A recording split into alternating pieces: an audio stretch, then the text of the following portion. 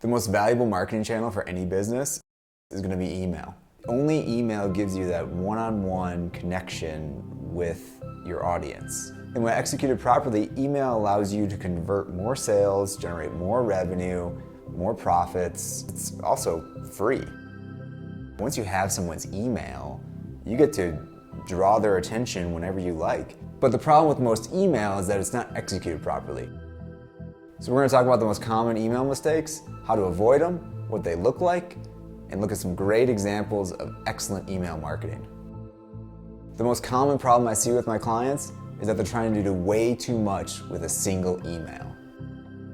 Email is the foundation of digital marketing because it allows you to connect one-on-one with your customers. You get to craft a specific message just for your customer and deliver it right to them for free. Email also complements all of your other advertising you're doing. So if you're doing Facebook or you're doing Instagram or you're doing Google, email allows those channels to be much more effective. Email also allows you to distribute content that you've created, an increase in brand engagement and brand equity within your customer's mindset. And finally, email just as a whole drives sales, it converts leads, keeps your customers interested in your company, and it keeps your company top of mind for your customers. We need to up your email game. Now, in order for you to create successful email campaigns, you need to focus. You need to define a singular goal for each email that you're sending out. And whatever that goal is, you keep that, actually don't even keep it in your mind, write it down. Put it on a Post-it note and stick it on your computer. Whether that goal is to drive sales, whether it's to inform your customers of a new product or an event that you're doing, or it could be to just re-engage with some past leads, some leads that have gotten a little cold. You want to make sure that you're sticking to that single goal. And now that you have that goal in mind, you want to create 1 to 2 call to actions. Now when you're actually creating content for your email, keep in mind that less is so much more. Less copy, better headlines. Don't just word vomit. Don't throw a bunch of links in there and just hoping 1 or 2 people will click. Remember, the majority of your customers, whether they're business to business or consumers, more than half are going to be reading their emails on their phone. So however you're designing your emails, make sure that it looks good on a tiny device. Now with these concepts in mind, let's take a look at an excellent example of email marketing by GoPro. This is a brilliant piece of email marketing. It really captures the essence of what the product is. It creates some sort of intrigue and has that clear call to action without being too busy. Strong, huge, bold headline, capture, stitch, share, essentially one sentence about the product that encapsulates the whole feeling of what the product is, what it does, and the value proposition in there as well. And then one clean, clear call to action, buy now. It's a singular email designed to do one thing, get you to buy the GoPro Omni. This isn't what we always see. What we usually see in email marketing is my next example from the Indianapolis 500, the greatest spectacle in racing. It's a huge nationwide event. It's telecast on ABC. A couple 100,000 people show up to the race. It's a big deal. Here we have an email that is trying to do way too much. We have 1, 2, 3, 4, 5 call to actions within this email. Wait, why?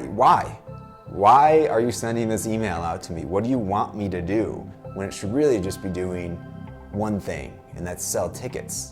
Once I have tickets, now try and increase your revenue per person. Don't try to do it all at once. There should be 2 call to actions related to selling tickets. And that is watch this video because it's gonna get you stoked on the race, and then buy tickets. And that's it. Those other 3 things should just be left out. And this is what we see a lot in marketing, not only from big, huge events like the Indianapolis 500, but we see this a lot in small business as well. And just to show you an extreme example of what we see is this next one from the Hot Chocolate 5K and 15K. If you're a runner, you've probably heard of this race before.